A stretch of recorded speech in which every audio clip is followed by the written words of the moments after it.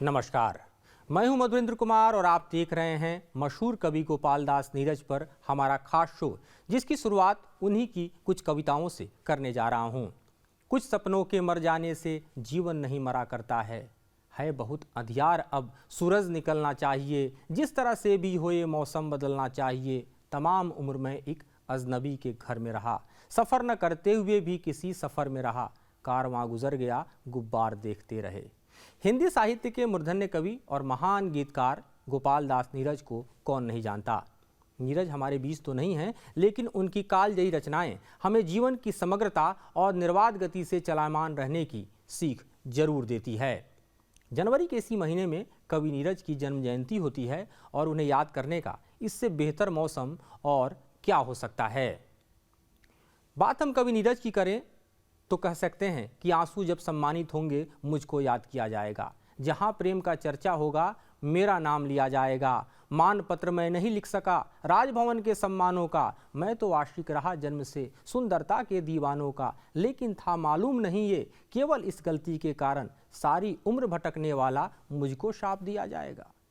नीरज जी का जन्म 4 जनवरी 1925 को उत्तर प्रदेश के इटावा जिला के पुरावली गांव में हुआ था। एटा से हाई स्कूल की परीक्षा उत्तीर्ण करने के बाद इटावा की कचहरी में कुछ समय तक वो टाइपिस्ट का काम करते रहे। फिर एक सिनेमा घर में भी नौकरी की। कई छोटी मोटी नौकरियां करते हुए 1953 में हिंदी साहित्य से एमए किया और अध्यापन के कार्य में लग गए। इस बीच कवि सम्मेलनों में उनकी लोकप्रियता बढ़ने लगी थी। नीरज जी की एक कविता है जिसमें वो कवि होने का मतलब भी समझाते हैं।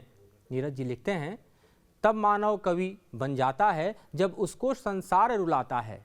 वह अपनों के समीप जाता, पर जब वे भी ठुकरा देते वह निजमन के सम्मुख आता। पर उसकी दुर्बलता पर जब मन भी उसका मुस्काता है, तब मानव कवि बन जाता है। ये कवि को लेकर दरअसल नीरज जी की सोच थी। कवि के रूप में धीरे धीरे नीरज जी की लोकप्रियता बढ़ती गई और इसी लोकप्रियता के कारण कालांतर में उन्हें मुंबई से एक फिल्म के लिए गीत लिखने का प्रस्ताव मिला और फिर ये सिलसिला चल निकला। वह वहाँ भी अत्यंत लोकप्रिय गीतकार के रूप में प्रतिष्ठित हुए और उन्हें 3 बार फिल्म फेयर पुरस्कार के लिए नामांकित किया गया। नीरज जी के कई लोकप्रिय गीत हैं जो फिल्मों में पिरोए गए और आपके भी जहन में जरूर होंगे, जैसे मेरा नाम जोकर का गाना, ये भाई जरा देख के चलो, गैम्बलर फिल्म का गाना, मेरा मन तेरा प्यासा और दिल आज शायर है, सोखियों में घोला जाए फूलों का शबाब, फिल्म प्रेम पुजारी का ये प्रसिद्ध गाना है। इसी तरह हरिओम हरि, जिस पे आज भी लोग गाना बजते ही थिरकने को मजबूर हो जाते हैं।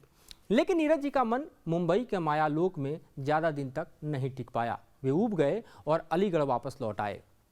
उनका पहला काव्य संग्रह संघर्ष 1944 में प्रकाशित हुआ था। अंतर्ध्वनि, विभावरी, प्राणगीत, दर्द दिया है, बादल बरस गयो, मुक्त की, 2 गीत, नीरज की पाती, गीत भी अगीत भी, आसावरी, नदी किनारे, कारवां गुजर गया, फिर दीप जलेगा तुम्हारे लिए इत्यादि अनेक प्रमुख काव्य और उनके गीत संग्रह हैं। कवि नीरज की लेखनी में अगर आप प्रेम को देखते हैं तो मानव मूल्य भी उतना ही दिखता है। हक और हुकूक, खास तौर पे हम बातें करें तो हक और हुकूक की बातें उनके लेखनी में दिखती है और समाजवाद का दर्शन भी मिलता है।